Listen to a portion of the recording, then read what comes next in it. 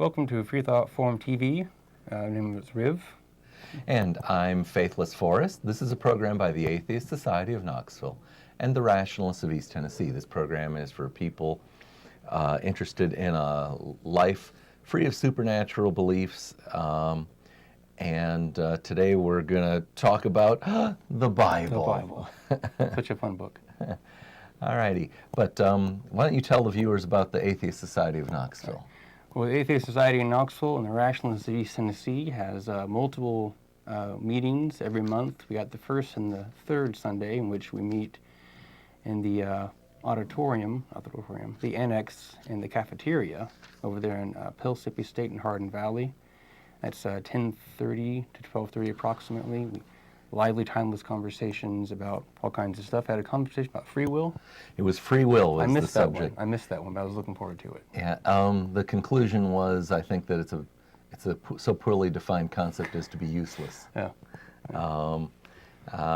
In fact, I thought maybe if we have time today, maybe we'll talk a little bit about that as well.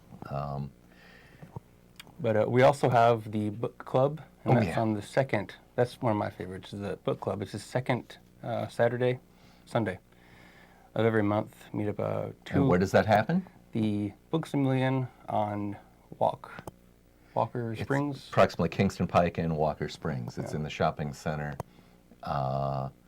near that corner. Right. You just I forget the book we had, but it's every second Sunday. You can find the book on the Rationalists of East Tennessee website. That's rationalists with an S at the end, .org. Look for calendar and then book club. I think over on the right-hand side, upcoming events are shown as well, and so it probably will be in that list. You probably won't even have to scroll. All righty. Later we'll have some information about that, web numbers and links and such. Had this thing in the news. All righty. What was in the news? Well, this article that was from a while ago. I see the date is May 20th? Yes. No, March. March 20th of this year. It goes back, and it's a bit timely. I'm not sure what to, take of it.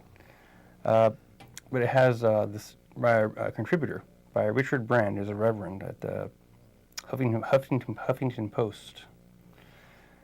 Trump gives evidence of being an atheist, ! He has 4 bullet points here, which I find interesting. It's very short. President Trump has made a great effort to attract the evangelical Christian community, and he seemed to have succeeded. But it appears that the evidence suggests he is really an atheist, and the reasons he gives are interesting. 1, he shows absolutely no knowledge in the Bible. Okay.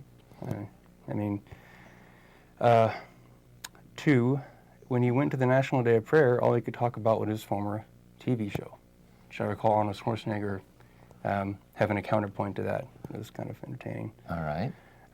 3, he has not attended worship since he has been in the White House, nor has he attended services in Florida. That's a little strange. I could have sworn I'd seen a report that he had. Now, this was back in March. All right, so there's been a chance for him to rectify that appearance since then. It's most heinous, sacrosanct. Yes. And the last one is, but most obviously he does not believe in heaven or final judgment as described in the New Testament, as his budget is a complete attack on all things that Jesus suggested will get you into heaven. I find that a bit interesting. All right, well, that's a little vague. And of course, we have to say, whenever someone makes an assertion about someone else's belief, that's intrinsically not provable. You can merely say something that he acts or as if he doesn't, or he acts in such a ways that are, would be, let's say, against some teaching about how heaven Jesus suggests people should get into heaven. Why, we even have a book about that right here. What are some of the things that you should do to get into heaven according to the good book, Rev? Well, you have to believe. That's the first thing. Okay, gotta believe. Gotta believe.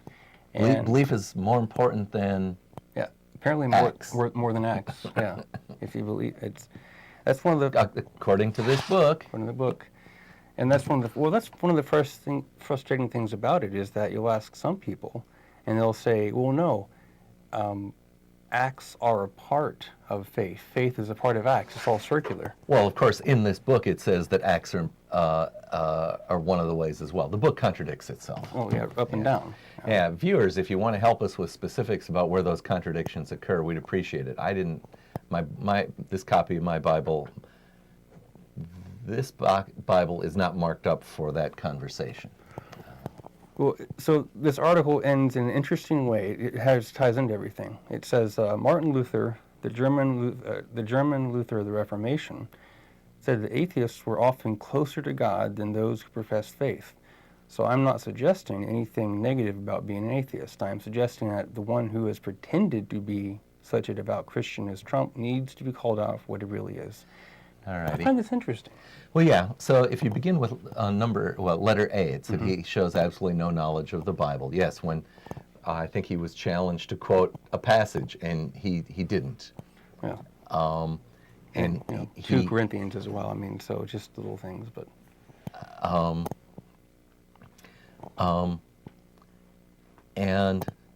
But I guess the author's assertion is that he's. What was the title again? Let's read the title. Trump gives evidence of being an atheist. Okay. Right. If the author was here, I would say actually Trump gives evidence of not being Christian. That's what he gives evidence of. And I guess maybe he's actually admitting that by the time he gets down to his last sentence. Right. He went through his 4 points, and I think when he gets down to it, he realized, wait a minute, I'm not doing myself a service in the way I'm labeling this. I'm going to go back and make sure that I don't mean that it applies to everyone, but it does, but it doesn't. I wonder if the author of this article got to choose the title or headline for it. Well, that's just a good point. Because I think sometimes that happens, that an editor of a publication chooses the title of various articles.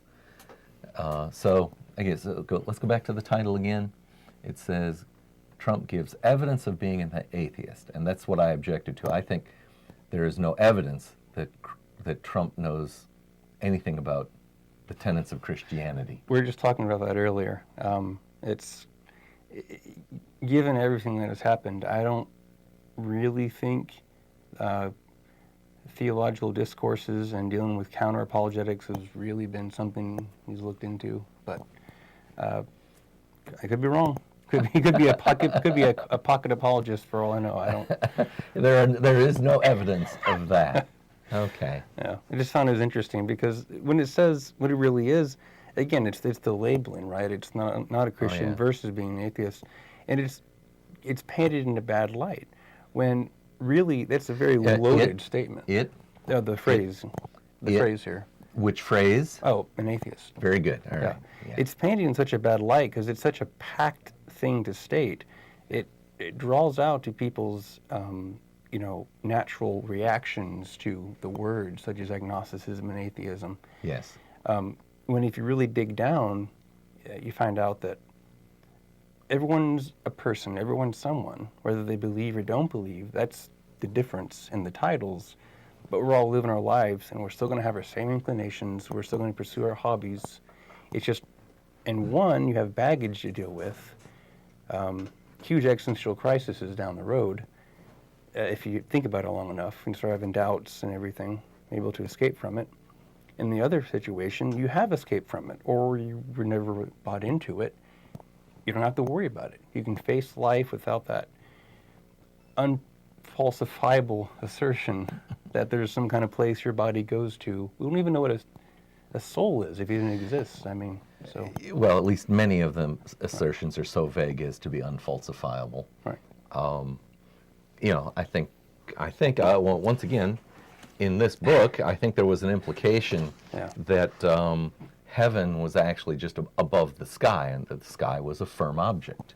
The word firmament probably stems and has an understanding, the same root as the English word firm. And we all know that no matter how long a stick you've got, if you start reaching up for the sky, you'll never tap the ceiling. There isn't a ceiling there to tap.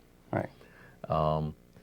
But yet, in this book, we apparently at least can have a dream about someone climbing up and down from the firmament on a ladder, angels climbing up and down, and Yeah.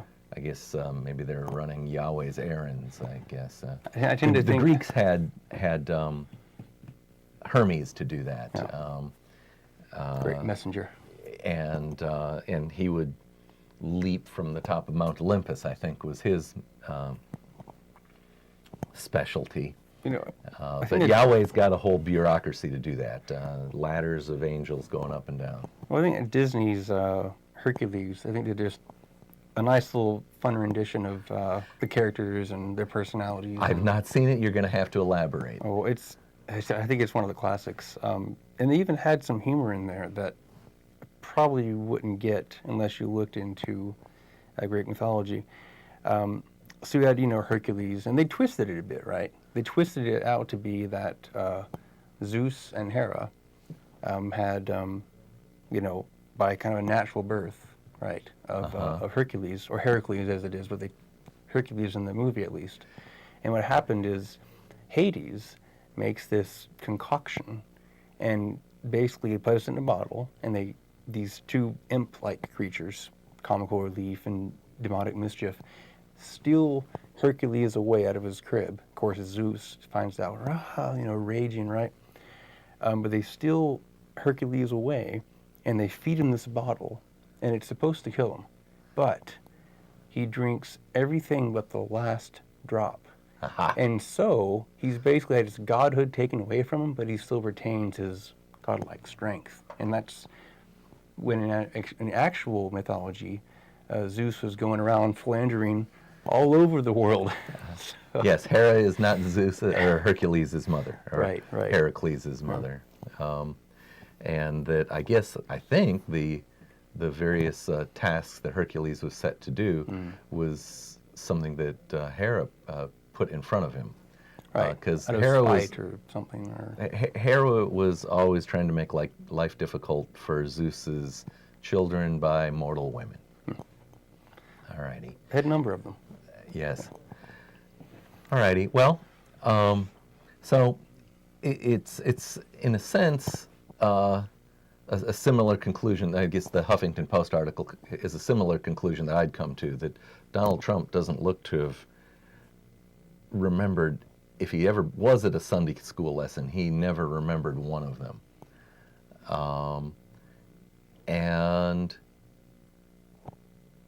And he's happy to misrepresent himself as well. He's deeply untruthful about that. It's really instinctual, watching the headlines of things happening and looking past the headlines. I don't know how deep to get into it, but it's pretty pathological that you can just, things that are happening, and all within the branch of a couple of sentences, he'll say when, and oh yes, and dealing, these recent. Yeah. So this show is live October 17th, and he's just made he's made a fool out of himself, where he said, Obama never called the parents of servicemen killed in action, and apparently he was smart enough to realize that he had made an overbroad statement, because then he attempted to deflect it by saying, someone told me this, right? And then, I don't know the policy. So he made a claim. He made a positive claim, and within a couple of sentences, he was contradicting it. Yeah, he went back to say that, he might have, I don't know. But I'm told in some cases that maybe he did, maybe he didn't, I don't know. But I certainly am. I like to do both, because word salad, it's frustrating. Deeply dishonest. Yeah. Deeply dishonest. All righty. So, the question for today is, you didn't have any further, we've got a telephone call. All right. All righty, you want to greet them? All right. Oh, welcome caller to Freethought Forum TV. Have a name and where you're from? I'm from Maryville, and just call me caller. Oh, hello, caller. Hello, caller. What is? Do you have a comment or question? Yes. I was wanting to answer your question. Okay. I was watching on my phone, but I'm using my phone now, but I'm not seeing it. Didn't you have how many magic snakes are in the Bible? Yes, that is the Ah. question of the day. So give us a hand on this. So I'd like to be give an answer. I think Sure. there's two. So 2 magic snakes. Yes. All right. Help us and the viewers with your reasoning, please. Well, there's the talking snake. That's kind of magical, considering that snakes can't hear. So who would they talk to? Sure. And for benefit of the viewers, the talking snake you're referring to, as I assume, in the 3rd chapter of Genesis. Is that correct? Yeah. And Yeah. he gives dietary advice, as I recall, correct? Yeah, it does that. And since there's, supernatural apples in the area, or apricots or whatever it's supposed to be, I would think that snake was magical, or the serpent was magical. All righty. Well, my copy, my Gideon Bible here, which is, I believe, sort of a translation, sort of a King James version, doesn't actually say apples. It just says fruit of the tree of knowledge, so far as I remember.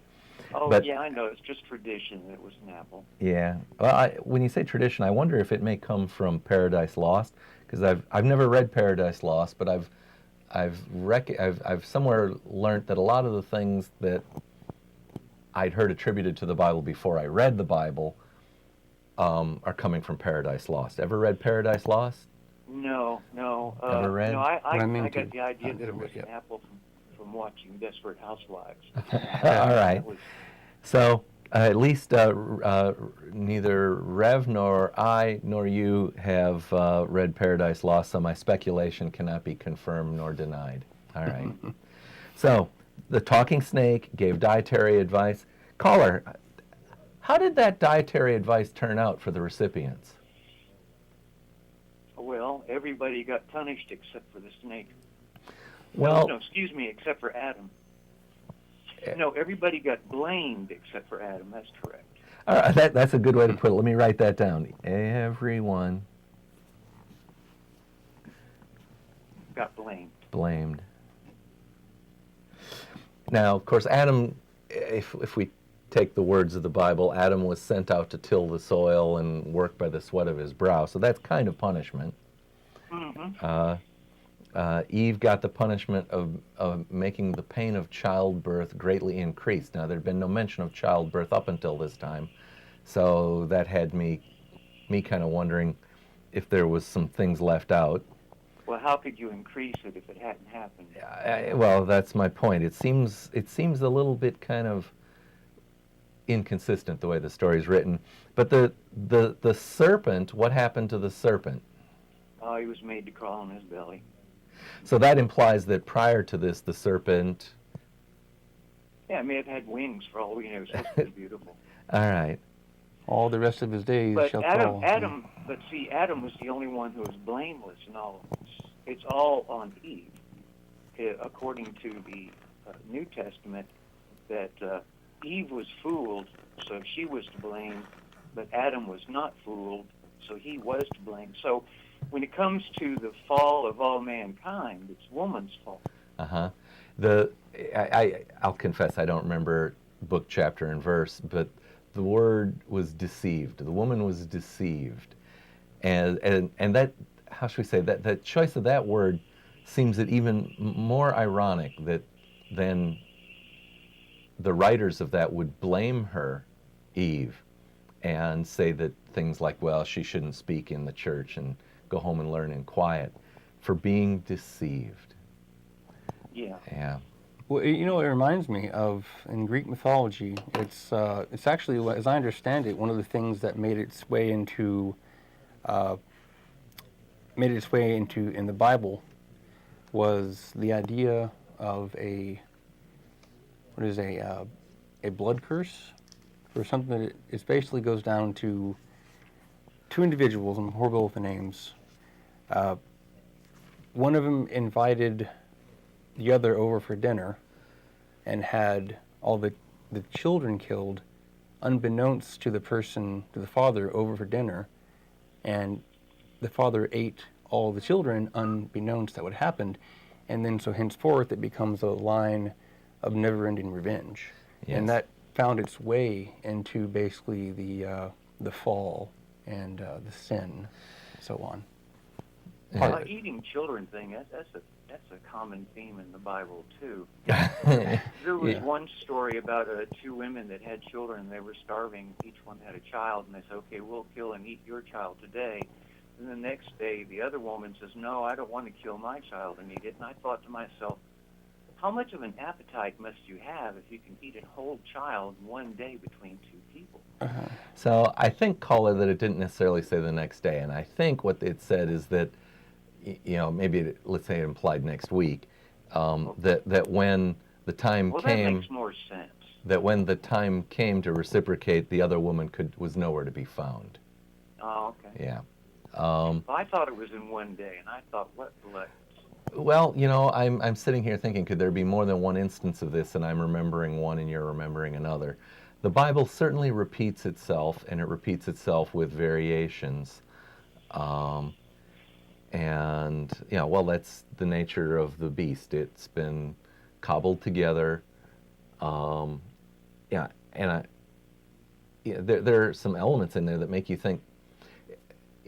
In the past, it was not always assumed that someone who could read could write, or someone who could write could read.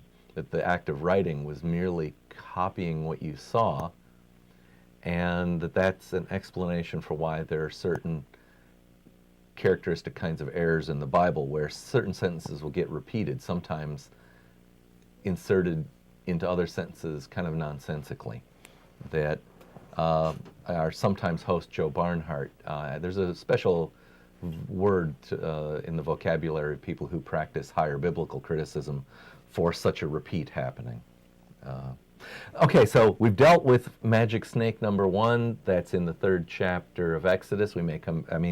The 3rd chapter of Genesis. We may come back and quote from it because I think some of the words there are kind of delightful to talk about and dissect as well. Where's the other magic snake, caller? I believe that was the cockatrice. Cockatrice? Yeah. Okay. Now, I don't think the word cockatrice shows up in my Gideon Bible, but I'm prepared to be wrong. Can you help us with book, chapter, and verse? Give me a moment here. How many snakes? As a matter of fact, I'm looking it up right now. How many snakes do you have in there? Oh, that's cheating if you look it up. And I was planning on giving I was just looking up where the cockatrice was. Oh, all right. Well, I was planning on giving the number at the end that we would talk about them and accumulate. Oh, so very well. That's to keep you on pins and needles so that you'll watch till the end of the show. Okay. But are you having any luck looking up cockatrice? I wouldn't even know how to spell it. All right, Rev's got it.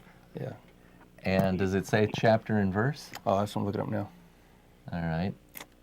Well, he's found it already. No. Well, he's found something that shows like this winged dragon thing on Wikipedia, but it's not referencing book, chapter, and verse out of the Christian Bible. And in fact, actually, I could have prefaced the question for viewers is how many snakes are in the Hebrew Bible, because that's really what I was going to talk about. But so which chapter and verse are we talking about? All right, Proverbs. I got Isaiah 14:29. 14:29. Rev, make conversation with caller while I find the book of Isaiah. All right, I found another one here. At least according to the reference here online, it says the first use of the word in English was in John Wycliffe's 1382 translation of the Bible to translate different Hebrew words. This usage was followed by the King James Version, this word being used several times. The Revised Version followed the tradition established by Jerome Vulgate, Basilisk, renders the word basilisk, and the New International Version translates it as viper. In Proverbs 23:32, the similar Hebrew zeph is rendered adder. both an authorized version and the revised version. Well, that's all very nice, very easy for you to say and read out there. But I'm just, yeah. but the fact, hello. Well, you're still here with us. But the fact of the matter is, neither one of those snakes fly. Right. All righty. And the legend of the cockatrice is that it can kill a person by just looking at it, looking at the person. All righty. At least that's what a cockatrice is, as far as definitions in modern books go, for the word itself. Not that one of these things actually exists. Well, But caller. that's how many I can remember is two magic snakes. All right, so caller, I've got Isaiah chapter 14, verse 29. Yes. Here we go. Rejoice not thou, whole Palestine, because the rod of him that smote thee is broken. For out of the serpent's root shall come forth a cockatrice, and his fruit shall be a fiery flying serpent. Nice. I am so glad you called. You learned something. So apparently, out of the serpent's root comes the cockatrice. So when you kill the serpent, then you get the cockatrice. And he Yeah. flies, and Yeah. he's a serpent. So Well, you there's kill the fire, serpent, and out comes this thing, cockatrice, and his fruit shall be a fiery flying serpent. So apparently a cockatrice maybe then could be interpreted as being not a serpent. So you kill the serpent, you get a cockatrice, whatever that is, to be determined, and his fruit shall be a fiery flying serpent again. Man, that's great. All right, so I'm going to make a note here. It's a serpent, and it's a magic serpent, magic snake, because when you kill it, something living comes out of it. We don't see that happening with non-magical creatures now, do we? Not as far as I know. All right, so it's a magic serpent to a cockatrice. We spell that C-O-C-K-A-T-R-I-C-E. And then that produces fiery. All right. Right. But are you still there? Still here. Okay. And now that I don't want to take up too much time, but I would like to comment one thing. I assume that you two guys are atheists. I self-identify that way. Sometimes I will say that I'm a supplicant of the flying spaghetti monster. I don't think there's any possibility that Mr. Trump could be an atheist and talk as knowledgeably as you two fellows have on the Bible, since it appears to me as if I believe that that article should be more directed to. There's no real consideration that he's Christian, which I think we should start considering the idea that he might be a member of ISIS because of his actions at trying to destroy the great Satan. Interesting take on that. All right. I will weigh So the weight of your argument very carefully in the scales of logic, caller. Well, I think one of our rich, political oligarchs should put up a large sum of money, say $5 million, if they can produce Mr. Trump's certificate of membership into ISIS. I think it exists. All right. And you probably have about as much proof of that as Trump has of his allegations. Well, I'm like him. Somebody told me. There we go. Good enough. Good enough. Yeah. I've heard people say. Hearsay is good enough. Unattributed hearsay, nevertheless. Right. Well, that's not really all that bad of a thing, unless when you're saying that you've heard someone tell you, it's someone that's speaking inside your head. All righty. Well, caller, thank you so much. If you find some more snakes, don't hesitate to call back. We'll ask you to clear the line. We may need to do the mid-program break soon, and then I'm going to have to get in and find some more magic snakes in the Bible. Okay. Hebrew Bible. Bye-bye. Yeah. Thanks so much. Thank you. All righty. Am I correct here? We're a little more than halfway through the time. A little bit. So we're going to do this from memory. You are watching Freethought Forum TV, a program by the Atheist Society of Knoxville and the Rationalists of East Tennessee. You can send us feedback at freethoughtforum@yahoo.com. And you can find our the websites for the organizations that support this show, the Rationalists with an S of East rationalists.org, and the Atheist Society of Knoxville. And I'll confess, I don't remember their website, but I'm sure that your favorite search I think engine. it's knoxvilleatheists.org, I want to say.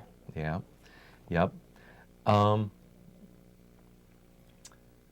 shows are live most Tuesdays from 5 to 6 o'clock. 5 to 6 o'clock. Tell your out-of-town friends they can watch the show streaming online wherever the internet reaches at ctvknox.org. And maybe we can get the two videos to be run at this point. Here we If you go. live in or around the Knoxville area and are questioning your religious beliefs or simply believe in one less God than everyone else, well, you're not alone. The Atheist Society of Knoxville is a fun and friendly group of people just like you that meets twice a week at a bar or restaurant.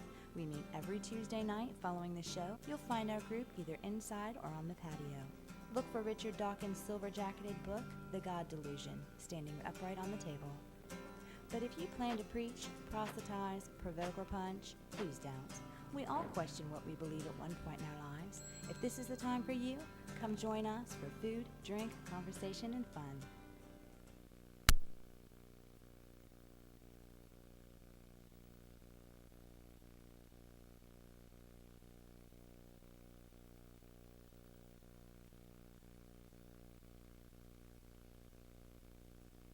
Rationalists of East Tennessee meets weekly for fellowship and provides a forum for people who support skeptical thinking and rational discussion of these and other issues. To find out more information or to find out about our next meeting, visit us on the web at www.rationalist.org. If you live in or around the Okay, looks like we're back. The show is sponsored both by the Atheist Society of Knoxville and the Rationalists of East Tennessee, and individual contributions. In particular, we want to thank DW for supporting the RET portion of this episode. We will, I guess we'll have to tell you next, I was going to say next week. There will not be a show next week. We're preempted by a beer board. And so we'll be back 2 weeks from today with the next show, and perhaps we can tell you about the book club book at that time. Yeah, this is all for this month, not going into next month. All righty. So we're talking today about the question: how many magic snakes are there in the Bible? And it probably should have said Old Testament or Hebrew Bible, because that's what I was going to focus on. And in particular, the reason I would have said that is that there's some things in Revelation that I'm not sure if I want to call them a snake or not. They're so bizarrely described that for me to say that they're a snake seems, I would have to defend that claim, and I'm not prepared to do so. So let's talk about the next snakes that I can think of in the Bible. And this comes from Exodus. The story of Exodus is the story about how the Hebrews are claimed to have been enslaved in Egypt, and then they escape it and wander in the desert for something like 40 years, right. Various miracles happening.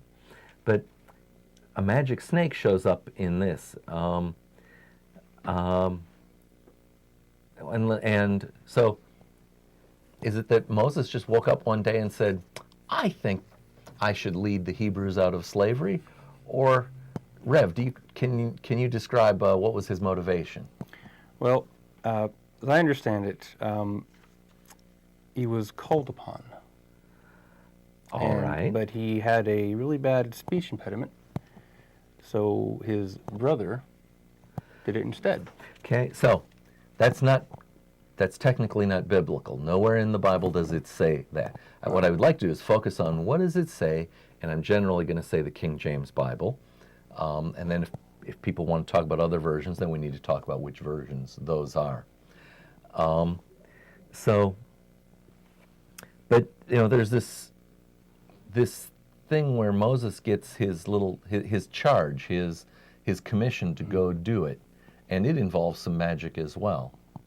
A particular staff comes to mind. Okay, and that's where he gets the staff, but he gets the instructions from a burning Right, the burning bush. The one that would not actually burn, a never burning bush. Yeah, so there's flames, but it was not consumed.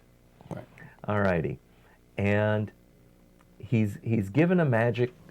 He's given a staff, and he and what might be his brother Aaron go to Pharaoh, and what do?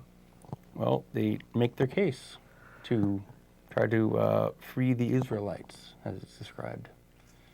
Although, again, as I understood, Moses couldn't speak that well. Well, here in chapter 4, verse 10, it says, Moses said unto the Lord, My Lord, I am not eloquent, neither hithertofore nor since thou hast spoken to thy servant, but I am slow of speech and of a slow tongue. So I guess that's justifies the description you made. Alrighty. So Moses and Aaron go to Pharaoh, and they have a snake. I've given it away. They have a staff, Yeah. and they say to Pharaoh, you should let our people go. And Aaron throws down the stick, and what happens? It turns into a snake. It turns into a snake. Yeah. Alrighty. And viewers, what happens next? What does Pharaoh do? Say, gosh, they've turned a stick into a snake. I better let those people go? No. No. No, what happens? A counter snake demonstration is put on. So, priests of Pharaoh, and notice it's priests, so it's plural. Plural means there's at least two.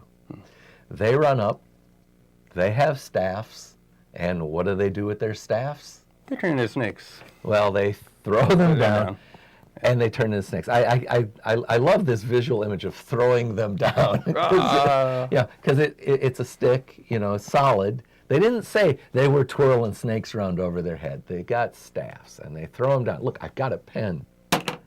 No snake, man. Little grass snake. So, that's pretty impressive. Yahweh makes one snake. Pharaoh's priests make two. They've outnumbered Yahweh's snakes, but Yahweh's not to be outdone. What happens next? Well, the gobbling commences. So, Yahweh's snake eats Pharaoh's snake. Now, I guess that's supposed to, so it symbolizes Yahweh's snake is more powerful than Pharaoh's snake.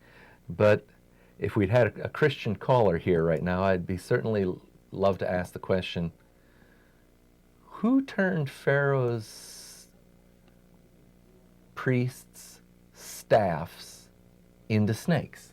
If there's one and only one God who can do magic, didn't that have to be Yahweh? That's often a good point made that that I think is one of the, I was reading into it some time ago, that one of the biggest contentions with Harry Potter and Magic, the Gathering, and various things is that, now this is just one opinion from, but one of the biggest problems is that it basically gives validity to other kinds of magic other than the one source of magic from Yahweh. That's one of the biggest contentions with it, is that it's encouraging, yes, there was witchcraft, we knew it existed, but we snubbed it out.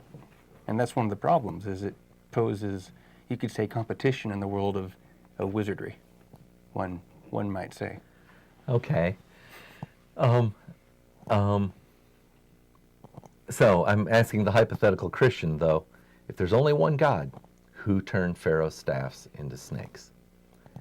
So either they've got to admit there are other gods who can do magic, or else they've got to say Yahweh did it, and then they've got to justify why Yahweh would do that.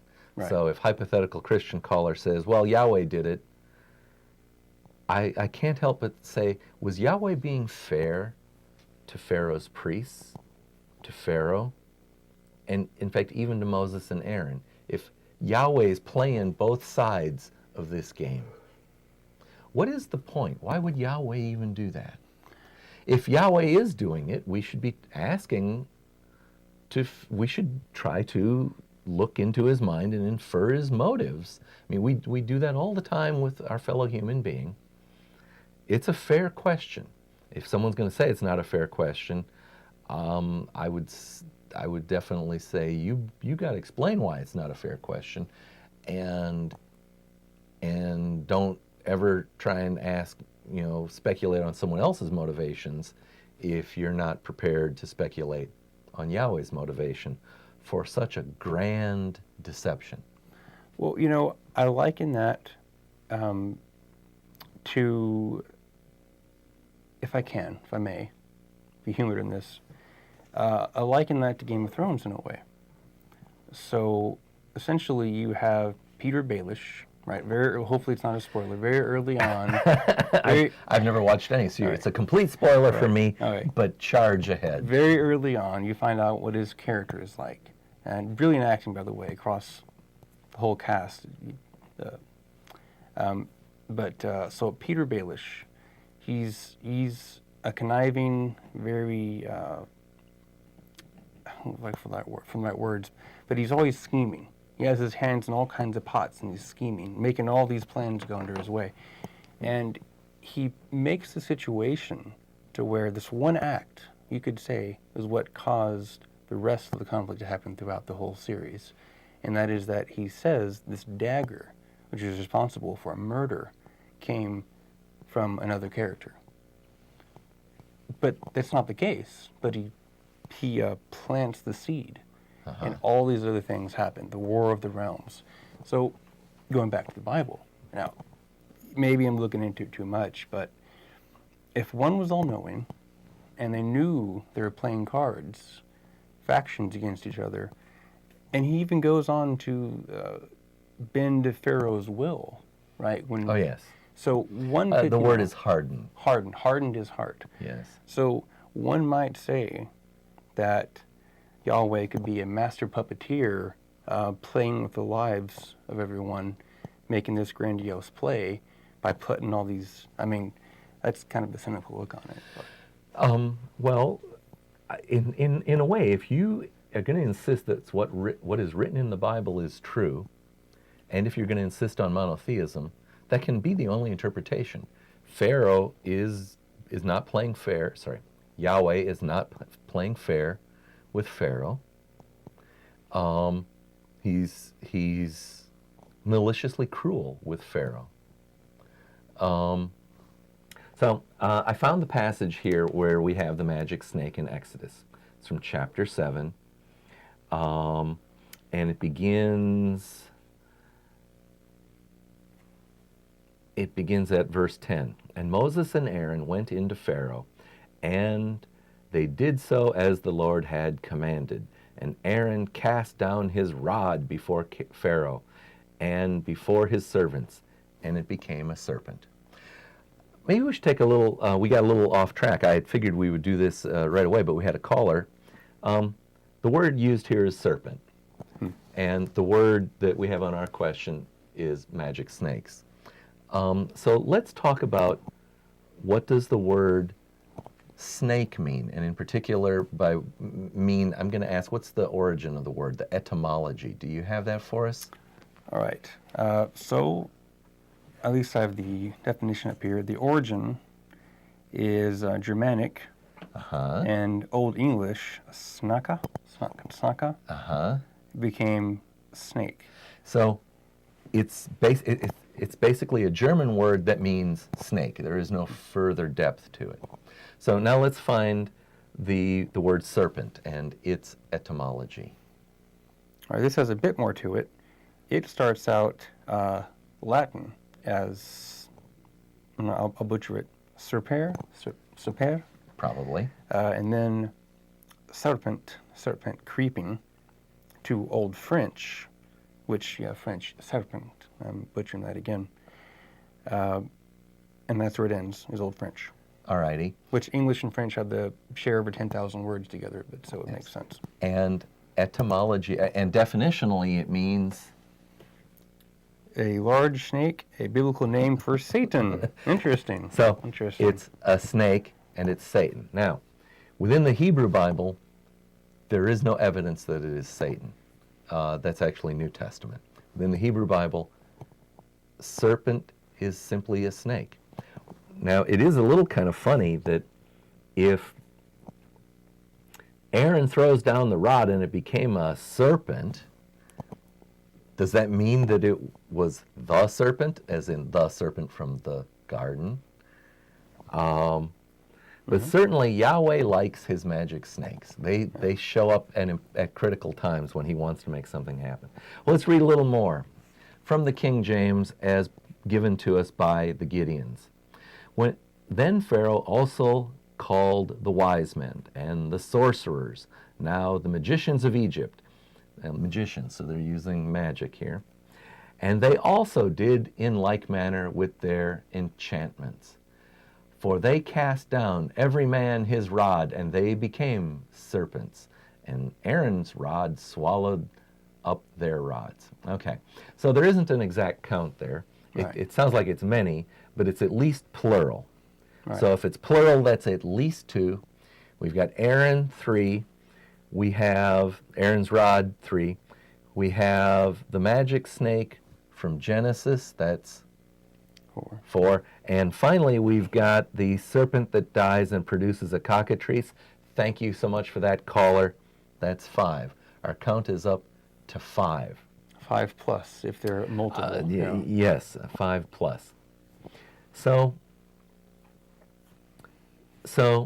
the world of the Hebrew Bible was a world where magic happened more frequently. I don't know about you, but I have encountered snakes in the wild. In Minnesota, where I grew up, gardener snakes or garter snakes, I've heard it pronounced both ways, were common enough that I've encountered them maybe a dozen times. I've encountered a black snake in the Smokies. That was a kind of a surprise because it's a much larger snake, and it was going across a trail I was hiking on, and I initially thought it was just a root until it moved, and then, oh my, snakes.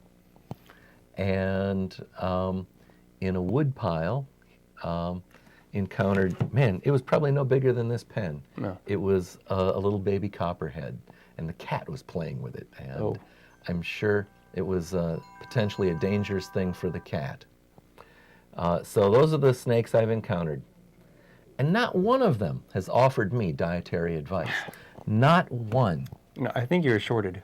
I was shorted. You're shorted, yeah. Have you ever been offered dietary advice by a snake? I think I've had very brief encounters with them, but I've yet to receive what would have been, I'm sure, wonderful and salient dietary advice. Have yet that to happen. All right. Now, I will confess, in every instance, when I encountered any of these serpents, either great or small, I never thought to ask them for advice. So it may be my bad. Well, maybe it could just be one of those situations where you have to ask before you're told. It could be. Now, it doesn't seem to go that way from the from Genesis, though. Let me get my marker here, and we'll go find the Genesis passage. I didn't read that, did I? I don't think we skipped over that, maybe. Yeah, I think the caller came in and we covered it briefly. So chapter 3 begins like this. Now the serpent was more subtle than any beast of the field which the Lord God had made. Were you trying to ask for paper or something? Oh, no. Okay. And he said unto the woman, Yea, hath God said, Ye shall not eat of every tree of the garden? And the woman said unto the serpent, We may eat of the fruit of the trees of the garden. But of the fruit of the tree which is in the midst of the garden, God hath said, Ye shall not eat of it, neither shall ye touch it, lest ye die. So apparently the snake talked to Eve without provocation. She didn't wander up and say, "I'm kind of hungry. Got any advice for me?" That didn't provoke it.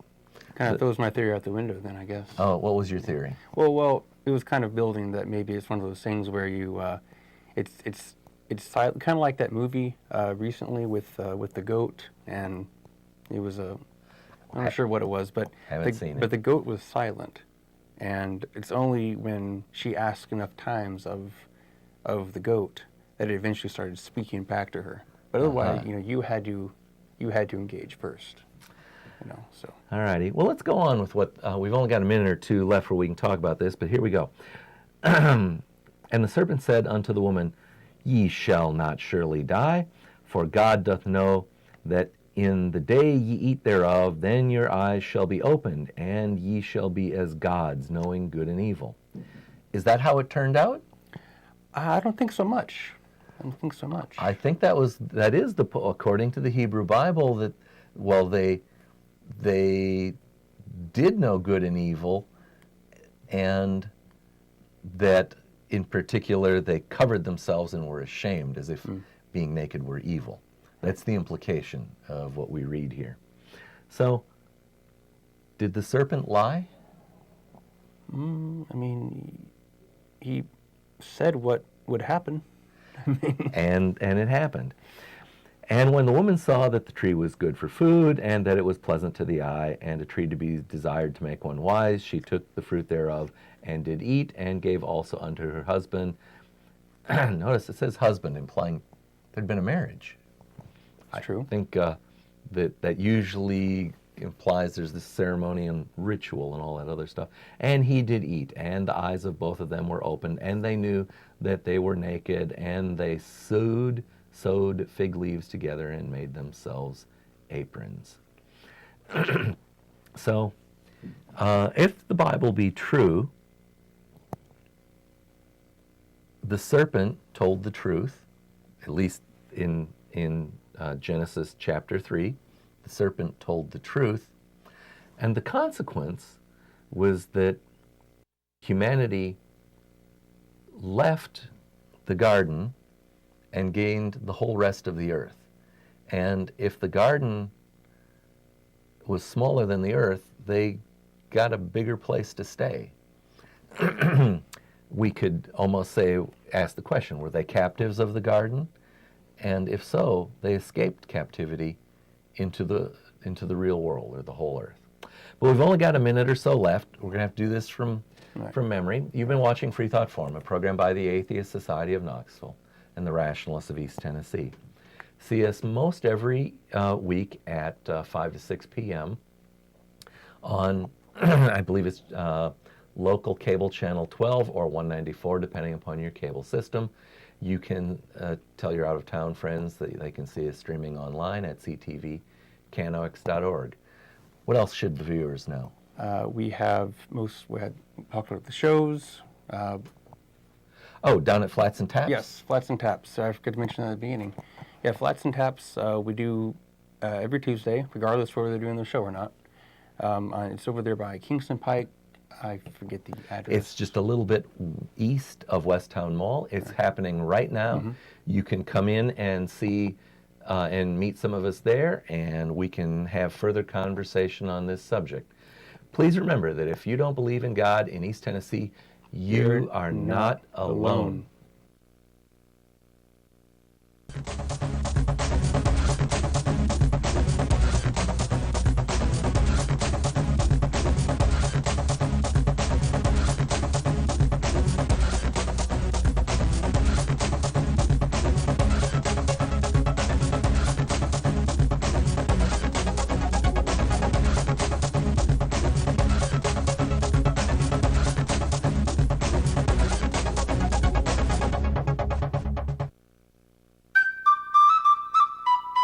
You are watching Community Television of Knoxville.